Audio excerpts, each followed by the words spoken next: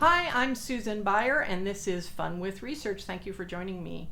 Today we're going to talk about this question I get of, can a few respondents skew my data? You know, we'll often have clients that say, well, what if we have people that had a bad experience with us or just don't like us?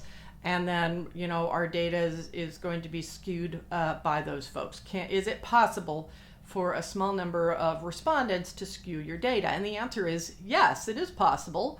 But there are some things that you can do to avoid the responses of any small number of respondents from inappropriately affecting your data. So one thing you can do is make sure that your sample size is large enough that the response of one or two sort of outliers doesn't swing your whole data set to a new and inappropriate place with respect to representing a whole audience. So we've talked about sample size before, but certainly if you have 10, it's much easier for 2 people to swing your responses than it is if you have 400. And that's really what statistical reliability is about. Making sure that you have enough respondents that even if there are some extremely happy people, great fans, and some extremely unhappy people, you know, a handful of those can't totally topple the validity of your research and your analysis. So that's important. So sample size is one way that you can prevent that from happening.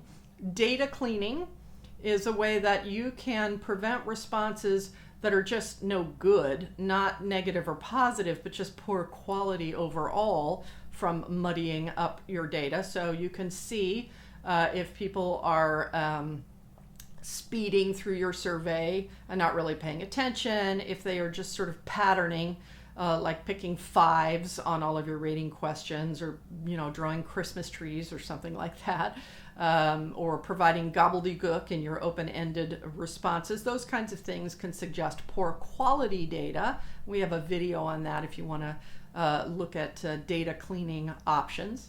And then the other thing you can do is weight your survey to better represent an audience. So for example, let's say you're doing a study of business buyers across a range of industries, and you know sort of the relative size of these industries. And when you get your data, things look a little out of whack in terms of the number of respondents you have from some industries versus others, and you're concerned that the feedback from one industry that is very overrepresented will skew sort of the whole data set, and it won't be representative anymore of the audience that you're trying to describe. You can weight your data, and there are very sophisticated ways of weighting data. It doesn't just have to be on one characteristic, say, for example, gender or income. It can be on multiple characteristics at a time. And what happens in a weighting process is that each respondent in your data set, each line of data, is given a weight. So under normal circumstances, you would say, okay, I have 30 respondents maybe in my survey, and 15 are women, 15 are men. That's representative of the audience. But say you get 5 women and 25 men in your study. What you're going to do is weight the data so that each line of code for the women represents more than one response, and each line of code for a man represents less than one response. So you still have 30 responses, but they're more balanced. Now, weighting data can sometimes skew the confidence level in your results, so you have to be careful of that, but any sort of responsible data scientist that you're working with, statistician, will be able to talk to you about that and the impact of weighting data. But it's one way that you can sort of avoid over or under representation of a population that doesn't quite match the audience you're trying to describe, and it's very common. So a lot of the big polls and studies like that, what they're doing is taking a sample and then they're weighting it to represent sort of the national voter population or the residents of a particular state or geography.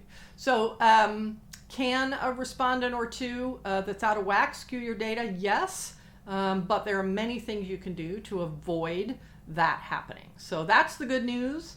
And anybody that you're working with on your research should be able to help you. If you have any questions, just let us know at funwithresearch.com.